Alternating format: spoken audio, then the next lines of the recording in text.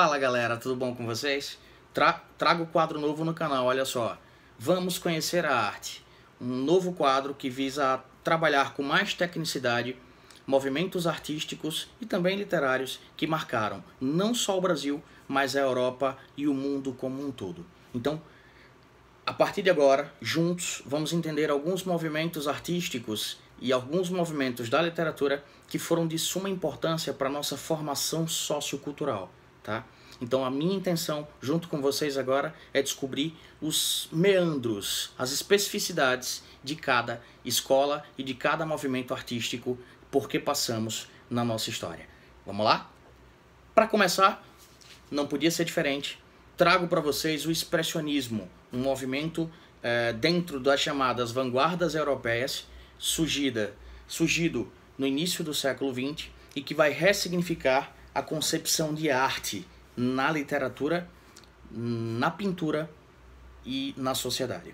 Esse movimento ele surge lá em 1910, tá? Na Alemanha, o que já é um marco por si só, pois tira da França a concepção de criadora maior da literatura e da arte. A Alemanha ela passa a trazer, com o século XX, uma nova forma de pensar a arte. Uma forma que fugia das impressões do artista, que fugia das expectativas do artista perante a sua obra e passava a discutir, a permitir, a entender o papel não só do artista, mas também do seu público. Detalhe, o expressionismo ele vai trazer uma forte herança da arte proposta no final do século XIX e vai preocupar-se com manifestações que entendem o mundo interior e como o indivíduo, ao entender o seu interior, consegue expressá-lo. O expressionismo tem como principal foco a expressão e como essa expressão vai materializar condições sociais, condições históricas, condições políticas, mazelas, problemas, ou seja, a arte deixa de preocupar-se apenas com o belo e com o feio, deixa de preocupar-se com a concepção de beleza e passa também a se preocupar com a representação social. O expressionismo é uma das escolas que introduz a representação social na pintura e, consequentemente, na literatura. O objetivo maior dos expressionistas foi, sem sombra de dúvidas, combater o impressionismo. E essa ressalva eu preciso fazer, galera. O expressionismo vai ser um contraponto, uma contraposição, um oposto, um opositor ao impressionismo. Por quê? Porque o impressionismo vai desconsiderar, ou ele foi capaz de desconsiderar todos os problemas sociais, todos os problemas individuais, todos os problemas do indivíduo e focou apenas na impressão do artista e como ele fazia o uso da sua impressão no óleo sobre tela, na pintura. O expressionismo não. Ele vai valorizar a concepção de sociedade, de representação social, e o artista expressionista não mais vai valer-se das concepções apenas de beleza ou de representação de belo, tá? No expressionismo nós temos justamente o oposto. O movimento ele vai trazer a criação da subjetividade do artista, do seu mundo interior para o mundo exterior, para aquilo que o público consegue captar. O expressionismo é um dos primeiros movimentos, uma das primeiras escolas artísticas a entender que a arte se faz na relação entre pintor, entre compositor, entre artista e o seu público.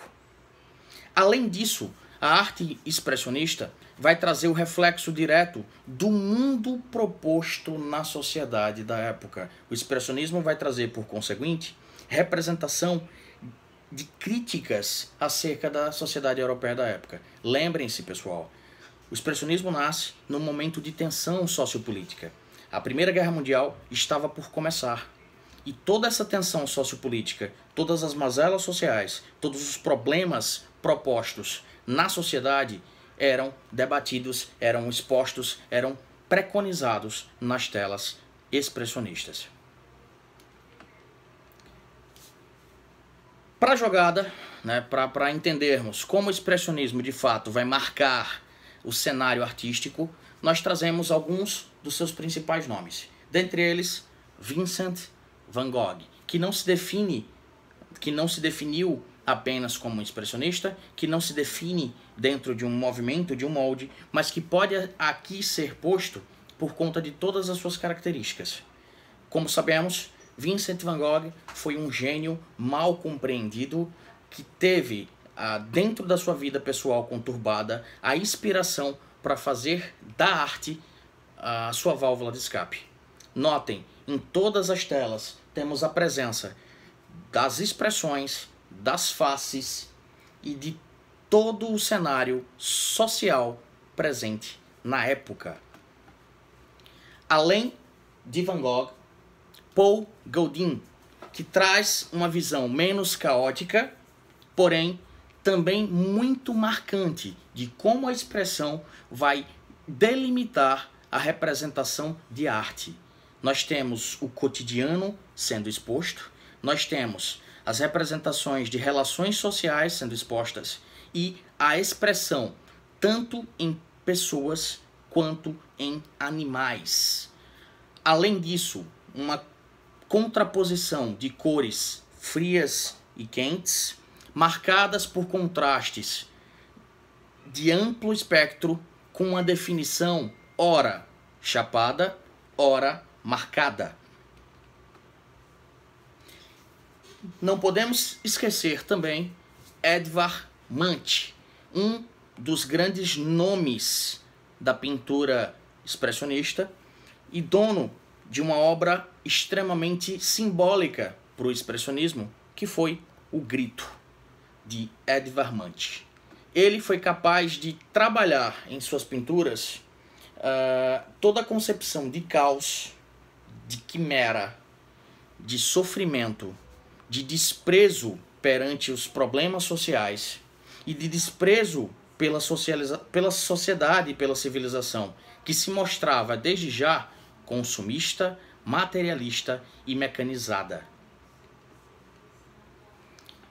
Como fundamento do expressionismo, temos aí: o expressionismo se define como uma arte que não é imitação, mas é uma criação subjetiva e livre, ou seja, a partir das concepções artísticas, o expressionismo se define como aquilo que não vai imitar a realidade, mas aquilo que vai criar subjetividade de maneira livre.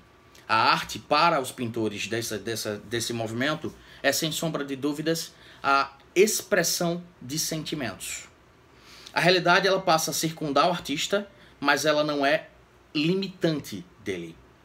O artista é ao mesmo tempo horrível e realista, porque deforma ou elimina a realidade ao seu bel prazer.